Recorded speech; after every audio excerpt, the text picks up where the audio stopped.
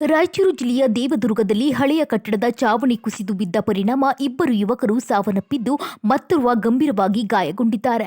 ಆ ಕುರಿತು ಒಂದು ವರದಿ ಇಲ್ಲಿದೆ ನೋಡಿ. ಹೌದು, ದೇವದುರ್ಗ ಪಟ್ಟಣದ ಹೊಸ ಬಸ್ ನಿಲ್ದಾಣದ ಸಮೀಪದ ಸುಮಾರು 50 ವರ್ಷ ಹಳೆಯ ಕಟ್ಟಡದ ಮೊದಲ ಅಂತಸ್ತಿನ ಚಾವಣಿ ಏಕಾಏಕಿ ಕುಸಿದು ಬಿದ್ದಿದೆ. ಅವಶೇಷಗಳ ಅಡಿ ಸಿಲುಕಿದ ಮೂವರನ್ನ ಅಗ್ನಿಶಾಮಕ ಸಿಬ್ಬಂದಿ ಮತ್ತು ಪೊಲೀಸರು ರಕ್ಷಿಸಿ ಆಸ್ಪತ್ರೆಗೆ ಸಾಗಿಸಿದ್ದಾರೆ. ಆದರೆ ನಾಗರಾಜ್ ಚಿದಾನಂದಪ್ಪ ಹಾಗೂ ರವಿಕುಮಾರ್ ಯಲ್ಲಪ್ಪ ಸ್ಥಳದಲ್ಲಿಯೇ ಮೃತಪಟ್ಟಿದ್ದಾರೆ. ಅರ್ಜುನ್ ಎಂಬ ಯುವಕ ಗಂಭೀರವಾಗಿ ಗಾಯಗೊಂಡಿದ್ದು ರಾಯಚೂರಿನ ರಿಮ್ಸ್ ಆಸ್ಪತ್ರೆಗೆ ದಾಖಲಿಸಲಾಗಿದೆ. ಇನ್ನು ಮೆಟ್ಟಿಲಿನ ಒತ್ತಡದಿಂದ ಚಾವಣಿ ಕುಸಿದಿರಬಹುದು ಎಂಬ ಪ್ರಾಥಮಿಕ ಶಂಕೆ ವ್ಯಕ್ತವಾಗಿದ್ದು ದೇವದುರ್ಗ ಪೊಲೀಸರು ಪ್ರಕರಣ ದಾಖಲಿಸಿ ತನಿಖೆ ನಡೆಸುತ್ತಿದ್ದಾರೆ. ಒಟ್ಟಾರೆ ದೇವದುರ್ಗದಲ್ಲಿ ನಡೆದ ಈ ದುರಂತ 2 ಅಮೂಲ್ಯ ಜೀವಗಳನ್ನ ಬಲಿ ಪಡೆದಿದ್ದು ಹಳೆಯ ಕಟ್ಟಡಗಳ ಸುರಕ್ಷತೆಯ ಬಗ್ಗೆ ಮತ್ತೆ ಪ್ರಶ್ನೆಗಳನ್ನ ಎಬ್ಬಿಸಿವೆ.